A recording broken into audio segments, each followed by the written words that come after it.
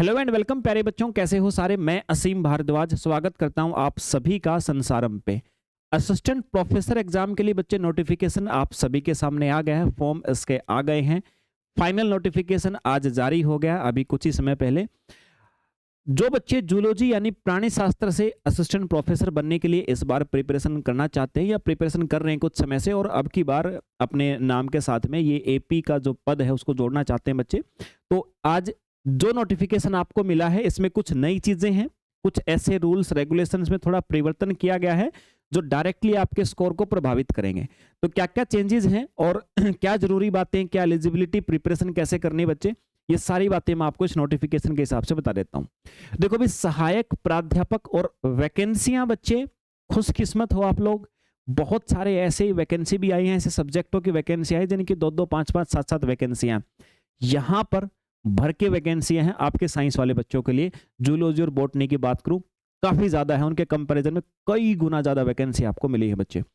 सहायक प्राध्यापक प्राणी शास्त्र बच्चे, जूलॉजी के पदों के लिए विज्ञापन जो आया है आपका, आज ये विज्ञापन आया है।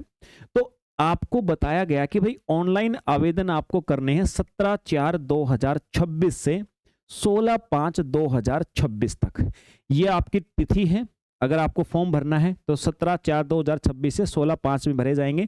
और बच्चे यहाँ पर एक बात बोली है, अगर आप लेट हुए और आप 3000 आपको लेट फीस लगेगी कब, अगर मेरे भाई आप 17/5/2026 से 23/5/2026 तक भरेंगे, तो उसके बाद भरेंगे 24/5/26 से 5/8/26 तक, तो बच्चे फिर आपको 25,000 रुपए ये शुल्क दे करके आप लोग इसको भर सकते हो।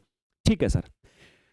प्रवेश पत्र कब आपको प्राप्त होंगे बच्चे, ये मिलेंगे 20/8/26 को और परीक्षा तिथि आपको बताइए 30/8/2026, यानी लगभग 8 महीने आपके पास में अभी हैं और इतना टाइम सफिशियंट है बच्चे इसकी प्रिपरेशन करने के लिए।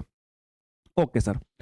इसके बाद जो और जरूरी चीजें बच्चे, आपकी आयु जो है, आयु की गणना आपकी 1 जनवरी 2026 से होगी और आयु आपकी 10वीं क्लास के जो मार्कशीट में है उसी को सही माना जाएगा, बाकी कोई डॉक्यूमेंट इसके लिए स्वीकार नहीं किया जाएगा बच्चे। Okay sir. इसके बाद ठीक है, फ्री जानकारी हमने देख ली और हमारे काम की चीज है बच्चे, शैक्षणिक योग्यताओं की अगर हम बात करते हैं तो लगभग 55% अंक के साथ में आपके स्नातकोत्तर जो है वो होनी चाहिए, तभी आप लोग इसको इसके लिए अप्लाई कर पाओगे, इंप्लीमेंट कर पाओगे बच्चे। इसके बाद फिर अगली चीज आपको दी गई इसके अंदर, ये आपकी वैकेंसियां बच्चे, वैकेंसियां आपकी जो टोटल हैं ये आपको दी गई है 119 वैकेंसियां बच्चे, जिसमें से जनरल की 31 हैं, एससी की 19 हैं, एसटी की 25 हैं, ओबीसी की 32 हैं, ईडब्ल्यूएस की वैकेंसी भी 12 दी गई है बच्चे। ये इन्हीं वैकेंसियों में से अतिथि विद्वानों को कितनी अलॉट होंगी, यूआर को 8, एससी को 5, एसटी को 6, ओबीसी को 8, ईडब्ल्यूएस को 3, और जो आपकी मूल निवासी महिला है उनमें से यूआर की 11 हैं बच्चे, एससी की 7 हैं, एसटी की 9 हैं, ओबीसी की 11, ईडब्ल्यूएस की 4 है, और जो दिव्यांगजन है तीनों ही कैटेगरियों के अंदर 3-2-2 वैकेंसियां यहाँ पर उनको अलॉट की गई हैं बच्चे। उसके बाद एक लिखा हुआ है 87%, 13%, ये कोर्ट केस चल रहा है, इस चीज को अभी आप हटा दीजिए। इसके अंदर ये है कि भी जो 13% रिजर्वेशन का केस चल रहा है, तो वो जिसके भी पक्ष में जाएगा, इनका कहना ये है कि अगर जनरल के पक्ष में जाता तो वैकेंसी में जनरल वाले कैंडिडेट को ले लिया जाएगा, ओबीसी के पक्ष में गया तो उनको ले लिया जाएगा, बस इतनी सी बात है। अब इसको हटा दो, ये 5 साल से ऐसे ही चल रहा है। चलिए सर। सो शैक्षणिक योग्यता हमने देख ली, बाकी आपको कोई सस्पेंस रहे तो इस नोटिफिकेशन के अंदर ये टेलीग्राम पे आपको मिल जाएगा, टेलीग्राम का लिंक अपने डिस्क्रिप्शन में है चैनल के, आप जा करके इस नोटिफिकेशन को पढ़ सकते हो बच्चे। ठीक है। ओके सर, ठीक है भाई। फिर इसके बाद में अब ये सबसे मेन समस्या है बच्चों को, बहुत सारे बच्चों का मैं ये प्रॉब्लम फेस करता हूं। बच्चे बोलते हैं सर हमें किस सब्जेक्ट से एपी का एग्जाम देना है, क्योंकि सब्जेक्ट की वैरायटी बहुत है, सेट तो एक ही सब्जेक्ट होता है लेकिन आगे एपी जाकर के बढ़ जाता है। तो बच्चे कौन कौन से सब्जेक्ट वाले बच्चे जूलॉजी से एपी का एग्जाम दे सकते हैं, समझिए। जिन बच्चों ने मत्स्य विज्ञान, एक्वाकल्चर से, ये स्नातकोत्तर के बारे में बता रखा आपको, जो एलाइड सब्जेक्ट है बच्चे, या फिर एनवायरमेंटल साइंस से कर रखा है, या फिर आपने आपका सरोवर विज्ञान से, कीट विज्ञान से, जैव प्रौद्योगिकी से, जीव विज्ञान से, अनुवांशिकी से, जैव सूचना विज्ञान, जीवन विज्ञान, या फिर बच्चे आपका अनुवांशिकी अभियांत्रिकी ने जेनेटिक इंजीनियरिंग, इनमें से अगर 11 सब्जेक्ट आपके सामने लिखे हुए हैं, इनमें से अगर आपके पास में कोई अलाइड सब्जेक्ट था बच्चे, तो आप लोग डेफिनेटली एपी का एग्जाम जूलॉजी से दे सकते हो। ठीक है सर। 21 वर्ष से 40 वर्ष आयु है, बाकी जो आयु में छूट है वो इसके लिए एक अलग से प्रीशिष्ट दे रखा है, उसको आप पढ़ सकते हैं।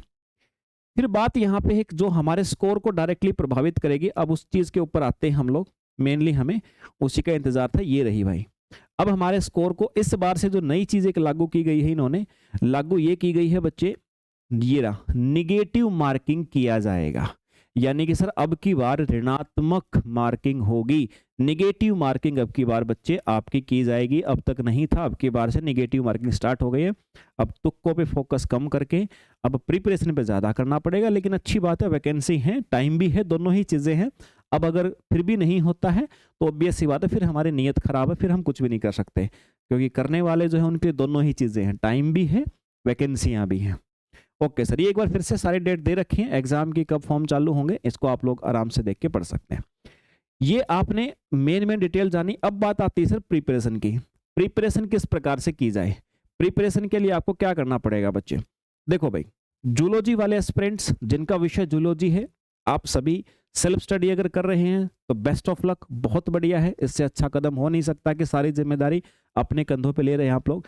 बट अगर चाह रहे हैं सर एक सही मार्गदर्शन, सही दिशा में प्रिपरेशन हम आपकी हो, और आपका जो बर्डन है प्रिपरेशन का, स्ट्रेटजी का, वो थोड़ा सा आपका कम हो। देखो बर्डन तो आप ही के ऊपर है ना बच्चे, वो कभी भी टीचर के ऊपर नहीं जाता, टीचर आपका कम कर सकता है बस। तो अगर आपको लगता है कि नहीं सर आपके सानिध्य में ये प्रकार से प्रिपरेशन करनी है, तो संसारम एप्लीकेशन बच्चे, आपको संसारम एप्लीकेशन डाउनलोड करेंगे और ये संसारम एप्लीकेशन पे आप जाएंगे तो आपको ये बैच मिलेगा बच्चे। इसी वीक में स्टार्ट हुआ है ये बैच, MPPSC जूलॉजी के नाम से बच्चे।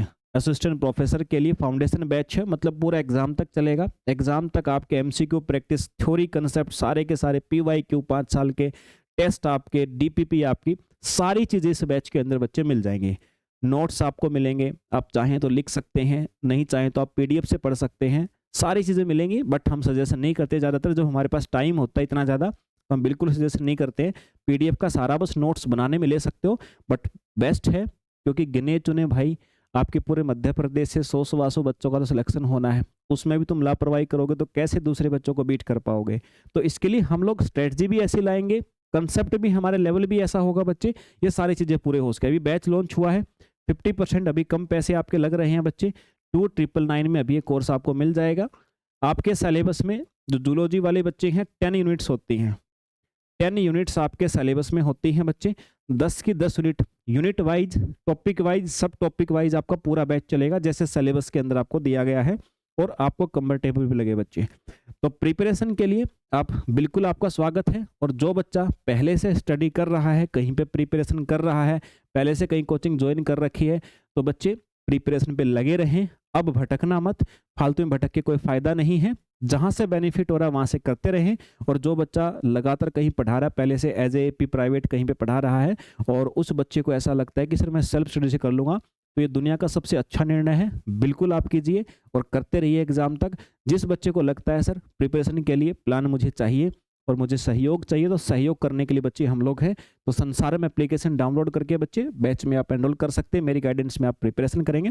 तो ये एक जानकारी थी बच्चे आप सभी के लिए। मिलते हैं फिर दोबारा किसी सेशन में। जय हिंद भाई।